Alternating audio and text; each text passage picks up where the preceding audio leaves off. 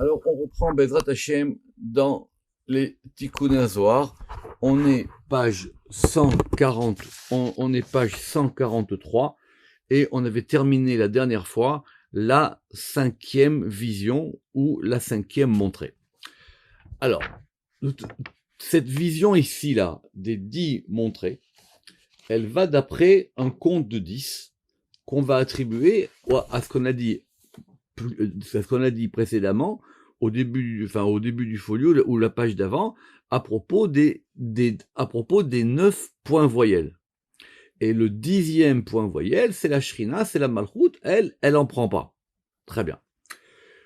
Ce que je vous avais dit dans le cours, alors si je l'ai mal dit, c'est une erreur, c'est que dans cette version-là, parce que je vous dis que le Ramak, il n'a pas cette version-là, mais dans cette version-là, si vous comptez, on va revenir dessus, il y a un point voyelle dans le Yud, dans le Vav, dans le Dalet, dans le He, le Aleph, il en a pas, le Vav, le Aleph, le Vav, le He et le Aleph, ils en ont un. Je reprends. Le premier Yud, il a un Ségol. Le Vav, il a un Sheva. Le Dalet, il a un Cholem. Le premier He, il a un Kamatz. Le Aleph du He, il a rien. Le Vav, il a un Shurek Malé. Le Aleph, il a un Tséré. Le Vav, il a un Patar. C'est un Patar. Le E, il a un Chirek. Et le dernier Aleph, il a un Kubutz ou, il a un Kubutz.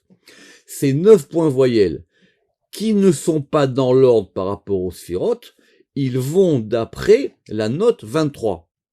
Je reprends, c'est-à-dire que quand on regarde, on a dit que Ségol, il est Chesed, Sheva, c'est Gvura, Tiferet, il est Cholem, Netzar, c'est Chirek, Od, c'est Shurek, et Yesod, et Od, c'est Kubutz ou Kibbutz, et Yesod, il est Shurek. Après, pour les 3 premières, on a Bina qui a le Tséré, Chorma qui a le Patach, et Keter qui a le Kametz. Si vous avez vu ça, n'oubliez pas que beaucoup plus haut, dans le folio 4B, page 88, on avait déjà commencé à voir l'histoire de ce qu'on appelait les Pituché Chotam, les ouvertures du sceau. Or, ces ouvertures du sceau là-bas, dans la note 4, page 88, on avait là-bas distingué entre ce qu'on appelait les voyelles reines ou rois et les voyelles esclaves, qui correspondent à ceux de la grammaire classique. Donc, si dans le cours j'ai dit quelque chose de différent, je m'en excuse, parce que normalement, nous on va d'après ce qui est marqué dans la note 23. Mais donc, on a bien donc 10 lettres. Sur les 10 lettres, on en a 9 qui sont vocalisées. Et le Aleph, qui est le Aleph de la Malchut, qui serait ici placé de cette manière-là, lui, il n'en a pas. Et je reprends, évidemment, les sphirotes ne sont pas ici dans l'ordre. De toutes les manières, on va y revenir. Ce qu'il faut comprendre, alors, c'est que les Tikkuné Zohar, ils nous font faire un voyage. Et donc, si à chaque fois on veut essayer de placer, comme disent les Anglais, des patterns, on va avoir du mal. Mais ça ne veut pas dire qu'il y en a pas. Concrètement, dans la réalité quotidienne, nous, on va d'après cette note 23.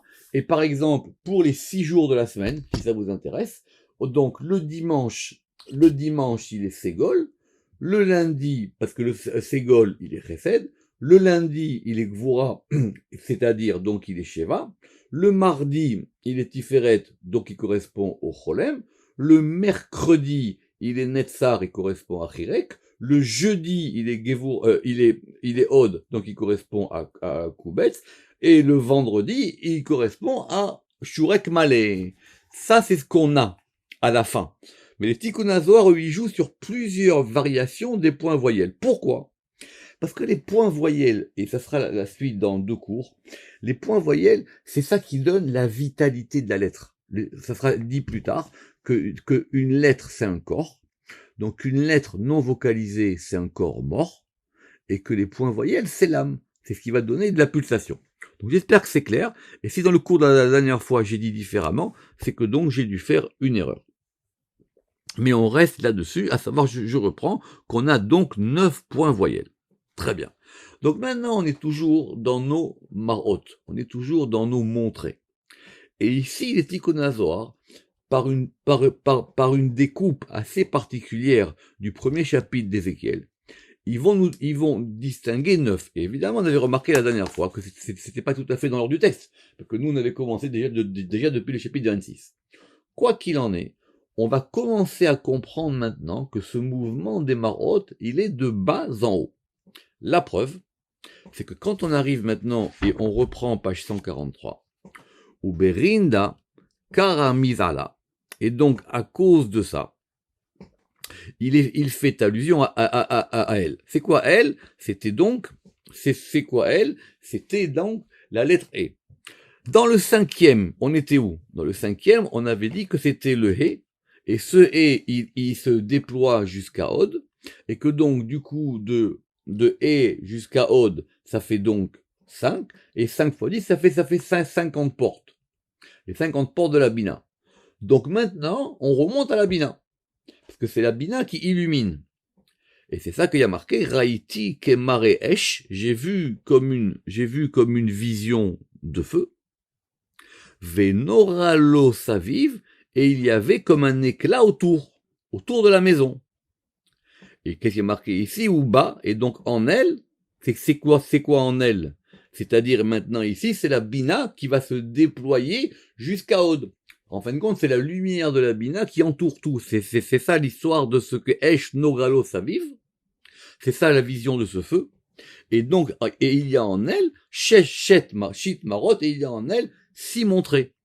Autrement dit, ça fait donc 6 montrées de Binash Kaod. Et c'est tout pour la 6e. On tourne la page. La Chevilla, la 7e. Donc on est toujours dans Ézéchiel selon la suite des versets. Et là, c'est notre fameux Kemarea Keshet Asheriye Be'anan, comme la montrée de l'arc-en-ciel, qui sera dans la nuée. On a fait un cours sur l'histoire de l'arc-en-ciel dans Noé, où effectivement le Zohar là-bas, il avait ramené cette notion de Ézéchiel. Ce cours, et vous pouvez évidemment le réécouter. J'avais simplement, moi, une petite question. Pourquoi est-ce qu'à chaque fois dans la Torah, on rajoute Be'anan, l'arc qui est dans la nuée? Parce que l'une des explications que j'ai trouvées, c'est que l'arc-en-ciel, il représente donc la Shrina. Simplement, cet arc-en-ciel qu'on a aujourd'hui, le Zohar il avait dit là-bas, il est un peu troublé. C'est ça qu'il est dans la nuée. Quand vous regardez un arc-en-ciel après la pluie, il est toujours enveloppé d'un halo, et il est enveloppé d'un halo un peu, j'allais dire, trouble. À tel point que le Zohar il avait dit là-bas, que justement, l'un des signes du Mashiach, c'est que l'arc-en-ciel, il n'est plus ce trouble-là, c'est qu'il change de lumière. Alors, Kemarea Keshet Asheriye Ba'anan, ça c'est le 7e. Et le 7e, c'est quoi? À Keshet Dat Sadik. Parce qu'évidemment, le Keshet, littéralement en hébreu, c'est l'arc. Et l'arc, il fait allusion à Yesod. Et le Yesod, c'est-à-dire, c'est le Tzadik qui est Yesod du monde. Alors, si c'est comme ça, c'est la note 46. Donc, il a dit que c'est Yesod Alma. Donc, le monde, il correspond à Malchut. Et la montrée d'Ézéchiel, parce qu'il a dit Kemarea Keshet Ashiri Ba'anan. Donc, lui, c'est la Malchut qui va maintenant entourer et couronner Yesod. Il voit pas les sphirotes, il voit pas un tableau de sphirotes. Il voit maintenant le mouvement des sphirotes. Et il voit donc que maintenant que tout est en mouvement. Et qu'est-ce qui se passe ici? C'est que c'est la Malchut qui entoure ça. Kemar Edila. Et donc, de la même manière, cette montrée-là, de ce degré de la Malchut, elle correspond en bas à même tête-tête. Parce que même tête-tête, lui aussi, il est composé de 6 lettres. Et il correspond aux 6 séphirotes inférieures. En gros, même tête-tête, si on veut voir, et qui correspond à la Yetzira, il correspond aux 6 degrés d'en bas. Da Chaza Yecheskel, et c'est ça qu'il a vu Ézéchiel, Deiu Kelil Kolamarot, et parce que cette montrée-là, elle totalise les autres, c'est-à-dire elle comprend en elle toutes les autres montrées. Donc à ce degré que nous on avait vu, puisque c'est évidemment la fin, c'est la fin du chapitre, quand Ézéchiel il voit cet arc-en-ciel, c'est maintenant une lumière qui entoure tout. Donc, cette septième montrée qui est ici, et cette septième montrée, elle fait comme un halo. C'est le halo qui entoure tout. Temina. Alors maintenant, c'est quoi la huitième vision ou la huitième montrée? Ken Mare. Et donc, parce qu'il y a marqué là-bas dans le verset, il a rajouté plusieurs fois Mare. Toujours dans le verset 28. Ken Mare, un aura s'avive, ainsi une montrée de l'éclat autour. Il a dit, j'ai vu la vision d'un arc-en-ciel, et j'ai vu aussi la vision d'un éclat qui est autour. C'est quoi cet éclat qui est autour? Dashrin tatata. C'est la shrina inférieure. C'est une lumière englobante maintenant. En fin de compte, tout est dévoilé, et maintenant il voit des lumières qui sont autour. Or, c'est quoi cette lumière inférieure, Shrinta Tata, qui correspond donc là, ici véritablement à la Malchut? Comme c'est marqué dans la note 48, c'est que cet éclat, il entoure l'arc. C'est un éclat autour de l'arc-en-ciel. Et ça correspond au degré du féminin et de la Malchut. C'est ce qu'il a dit le prophète Jérémie. Nekeva tesovev gaver. La femme, elle entoure l'homme. C'est effectivement la chose qui est entourée autour.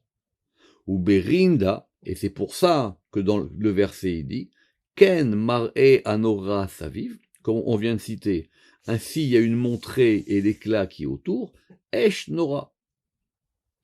Autrement dit, c'est quoi? C'est la lumière de la Malchut qui rejoint la lumière de la Bina. C'est marqué dans la note 49. Donc, on est maintenant à cet arc-en-ciel. L'arc-en-ciel, il est entouré d'une lumière autour, qui est la lumière de la Malchut. Et ça continue, et il dit, ça m'a fait penser à quoi? Qu'est-ce que j'ai vu quand j'ai vu cet arc-en-ciel entouré de lumière? Ou mar'e dmut kevod Hashem. C'était comme la ressemblance de l'honneur de Yud Kevavke. C'est la neuvième montrée. Toujours dans le même, toujours dans le 28.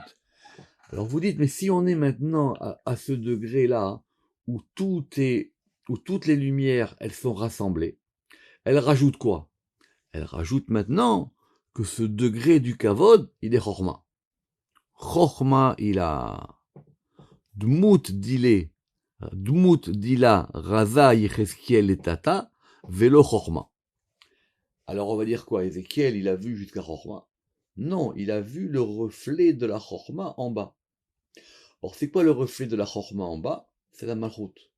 C'est pour ça qu'on apprend d'ici que la malchut, elle s'appelle aussi chorma tata'a.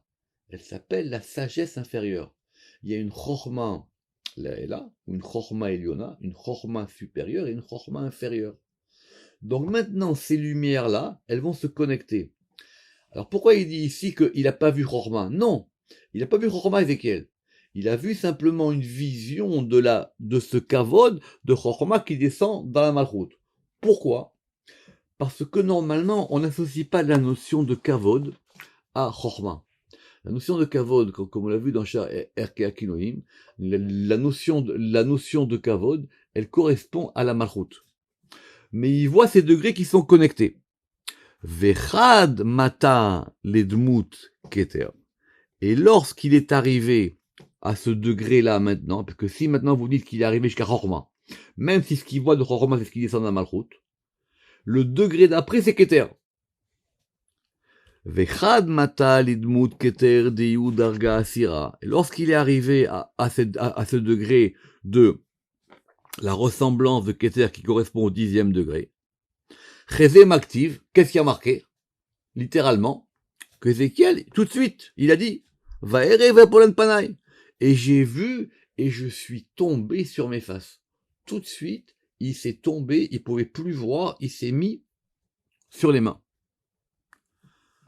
Dès là, Yachil les misbal, parce qu'il n'a pas pu supporter. Donc en gros, les 10 montrées, si on les reprend, elles sont de bas en haut.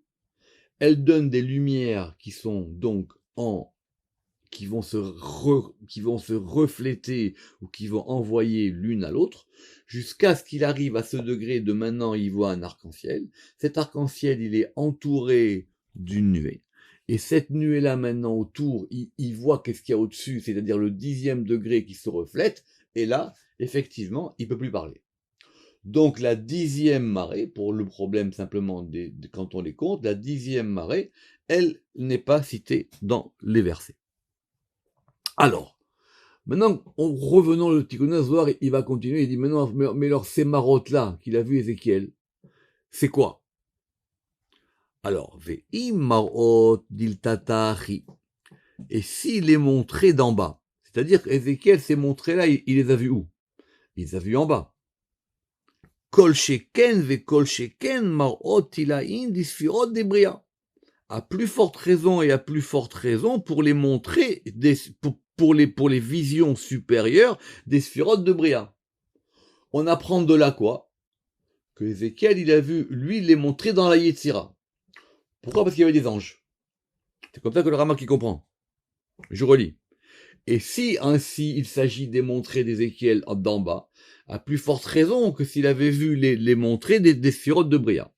Question annexe pour ceux qui ont fait le Pardes. Est-ce qu'il y a des sphirotes dans Bria? Les sphirotes, normalement, c'est que dans Hatzilut. Donc, ce qu'on appelle, nous, les sphirotes, d'après le Ramak, les sphirotes de Bria, Yetzira et Asiya, ce sont des reflets des sphirotes d'en haut. Alors, vechol sheken, marot de Hatzilut. Alors, à plus forte raison et à plus forte raison, si lui, il avait vu des montrées ou des visions du degré de la Hatzilut. C'est un reflet. C'est ça, une marée. C'est pour ça que, même en hébreu, mar'a, c'est un miroir.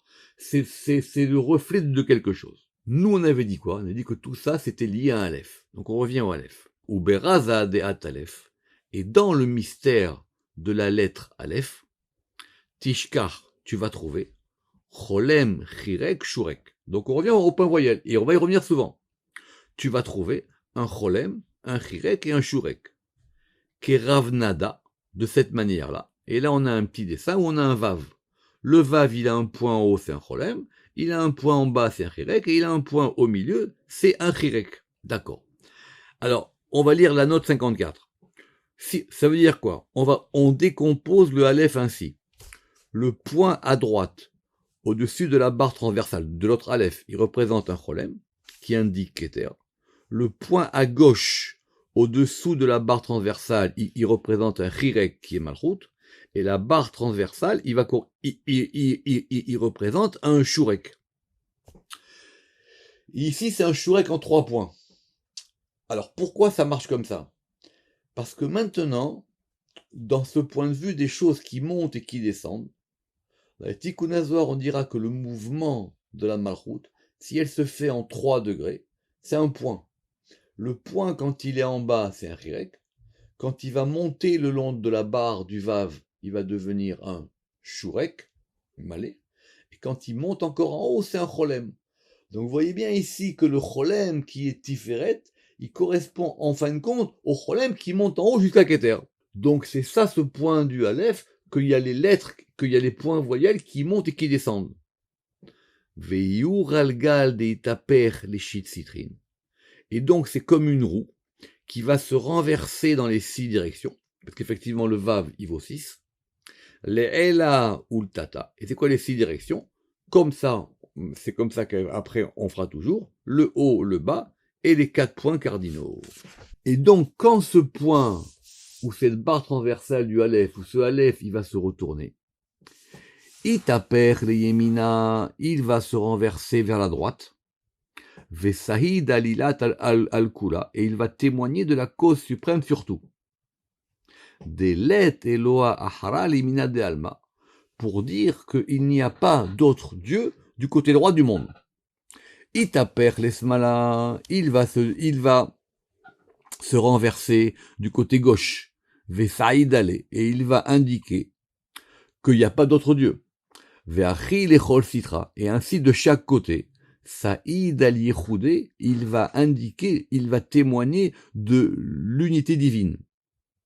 Delet Eloa Ahra, parce qu'il n'y a aucun autre Dieu, Ela, Tata, ou Abasitrine, en haut, en bas et des 4 côtés. En fin de compte, ce Aleph qui indique l'unité, il se tourne de tous les côtés et il indique qu'il n'y a pas d'autre Dieu que lui. Il n'y a qu'un seul élément. Ce qui est entre nous, l'une des kavanot du Kriyat Shema. Dans le Kriyat Shema, quand on dit Hashem Elokeinu, Hashem Echad, Les Zohar, il dit que c'est quoi le Echad? Le Dalet de Echad, il indique qu'il y a pas d'autre Dieu que dans les 4 directions. C'est ça le Echad. Le Echad, c'est qu'il est Aleph. Il est un partout. Ah, Yehud Eukmu Marematnitin. Et c'est ça, comme je vous le disais, et c'est ça qu'ont établi les maîtres de la Mishnah, à propos du Kriyat Shema. Kede shetamlichiu ala shamaim ve'ala haaretz ve'ala arba ruchot haolam. Le schéma Israël, c'est proclamer l'unité divine, et c'est une Mishnah dans Bachot, afin que tu le fasses régner en haut, sur les cieux et sur la terre, et dans les 4 directions du monde. Pourquoi le schéma c'est si important? Pourquoi le schéma c'est la seule prière de la Torah? Parce que c'est le fait de proclamer et de devenir témoin de l'unité divine. Alors, il y a plusieurs explications pour ça. L'une explication, par exemple, c'est que dans le schéma, vous savez que schéma, ça se termine par un Aïn, et le Echad par un Dalet. Donc, Aïn et Dalet, ça fait Ed. Je suis témoin. Je proclame l'unité divine. C'est pour ça que le schéma, c'est une prière aussi importante. Revenons sur le Vav du Aleph. Le Vav, Kalil Tlat Nekudin. Alors ça, c'est un passage très compliqué. Le Vav, il va comprendre 3 points. Ila, Vetata, Vemsaïta. Autrement dit, le Ramak, il a parlé de ça, pour faire, en fin de compte, pour faire une droite. Combien de points il faut? Alors, normalement, il faut 2 points. Si vous mettez 2 points l'un à côté de l'autre, c'est plus 2 points, c'est plus un grand point, ça commence à être une droite. Ici, pour pouvoir faire une droite, on va mettre 3 points. Et quand vous collez 3 points, l'un à côté de l'autre, vous commencez à avoir une droite. D'ailleurs, c'est la différence qu'il y a entre une droite et un point. Rabbi Chaim Vital, il va tirer de ça des choses très compliquées, mais on ne va pas rentrer là-dedans ici. Mais maintenant, on va essayer de tout ramener au point. Ela, Vetata, Vemsaïta. Des Saadin, qui sont donc un témoignage. Ou Tlat Saadin, Techutaou, Letata. Et il y a donc 3 autres qui sont en dessous d'eux. Alilat al-Kula Deyu, et donc qui est au-dessus de tout. Et c'est ça qu'on dit, Ani Rishon ve'ani Acharon, je suis le premier et je suis le dernier, ou Mi Baladav en Elohim, et en dehors de moi, il n'y a pas de Elohim. Comment il comprend ici le Ramak? Le Ramak, il comprend comme ça. Il dit que le Vav, qui est la barre transversale du Aleph, elle comprend 6 points, et qui sont 3 points inclus dans le Yod au-dessus, et 3 points inclus dans le Yod inférieur, parce que le Vav, il est collé les deux. Vous me direz qu'on pourrait le comprendre différemment ici. Mais, pour le moment, restons sur le principe de ces 6 points. Deiu, Kelil, Shit, Nekudin, parce qu'il va totaliser 6 points, Kechush Ban Vav, comme la gematria de Vav qui vaut 6. Des Saadin, Alilat, Alkula, qui vont témoigner de la cause suprême de tout. Des Let Eloah Hara, parce qu'il n'y a pas d'autre Dieu en dehors des 6 directions du monde. Les Chétitrines, et là où il n'y a que lui. Donc ce principe du Vav qui tient le Aleph et qui va recevoir des 2 Yud, c'est le principe de l'unité divine qui est lié dans ce degré du Vav. Ha Tesha Nekudin de Halilin Be'ad Vav. Et donc maintenant on a la conclusion. Voici donc, puisque nous on était partis des points voyelles. Des points voyelles, on était partis des points voyelles du Aleph et des marottes de Ézéchiel. Donc nous, on revient donc maintenant à ces 9 points voyelles. Des Kalilan Be'at Vav Min Aleph, qui sont totalisés dans la lettre Vav du Aleph. Ve'at Aleph, et avec la lettre Aleph, Be Ishtalimu, donc ils vont maintenant se compléter pour devenir 10, ou Be Kulehu Azlin la Tarchad, et avec elle, ou en elle, et ça vont tous vers un seul lieu. Comment on est passé de 6 à 9? C'est une bonne question. C'est pour ça que le Ramak, il explique comme ça. Mais on aurait pu comprendre que non. Dans le Vav, il y a 6 points.